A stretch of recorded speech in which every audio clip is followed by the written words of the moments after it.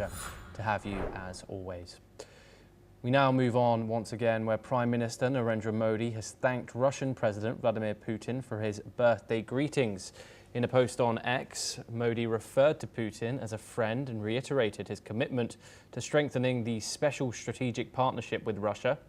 Modi's message also touched upon the Ukraine conflict, stating that India is ready to contribute towards a peaceful resolution. The two leaders, who share close ties, had also met recently during the Shanghai Cooperation Organization Summit in Tianjin, hosted by China, where Russia-Ukraine conflict was among the many issues discussed. We are now joined by Ambassador Mahesh Sachdev. He's a former Indian ambassador and he joins us live from New Delhi.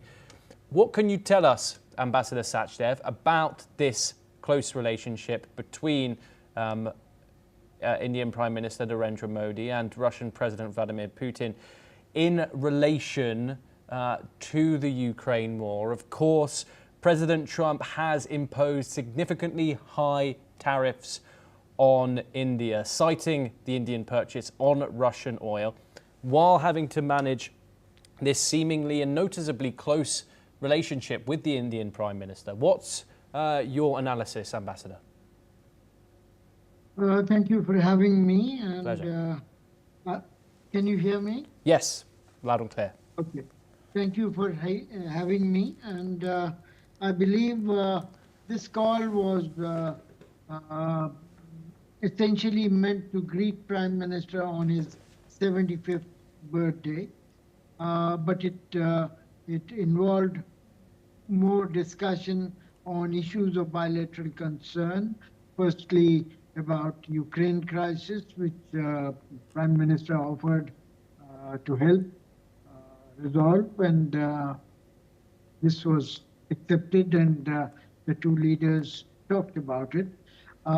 Secondly, about Mr. Putin's forthcoming visit to India for annual discussions that bilaterally take place between the two countries.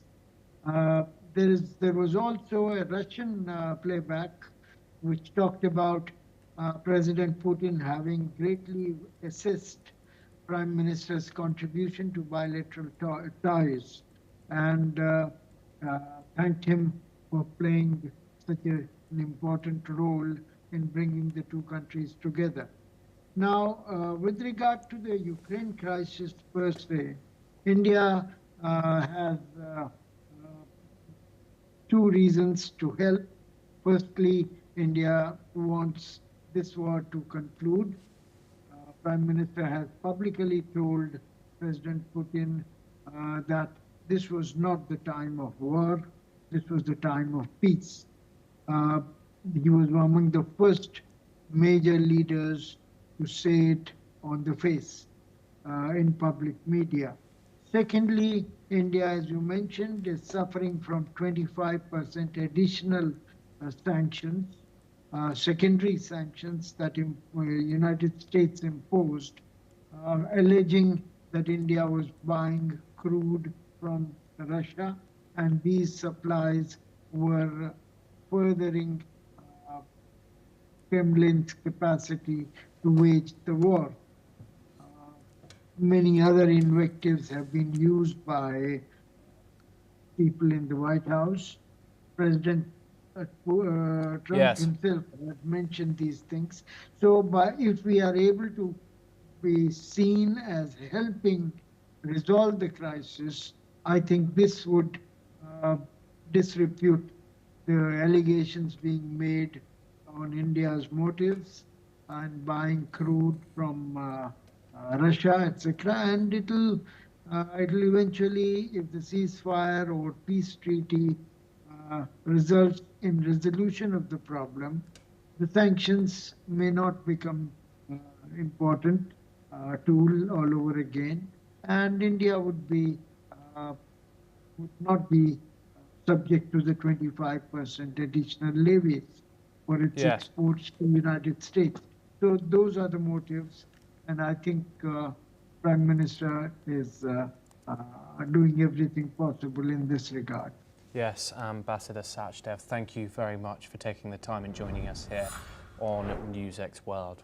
We now move on over to the African continent, where at least 50 Sudanese refugees have died after their boat caught fire off the coast of eastern Libya, the International Organization for Migrants has confirmed. The incident occurred on Sunday when a rubber boat carrying 75 Sudanese migrants caught fire near Tobruk, Libya, while en route to Greece. The IOM reported that half of the passengers lost their lives in the tragic event, and the survivors are currently receiving assistance. The organisation did not disclose further details about the survivors' condition or the ongoing rescue efforts. The IOM has expressed condolences and reiterated calls for greater protection and support for vulnerable refugees in the region. Well, that is all that we have time for. We will continue to bring you more news updates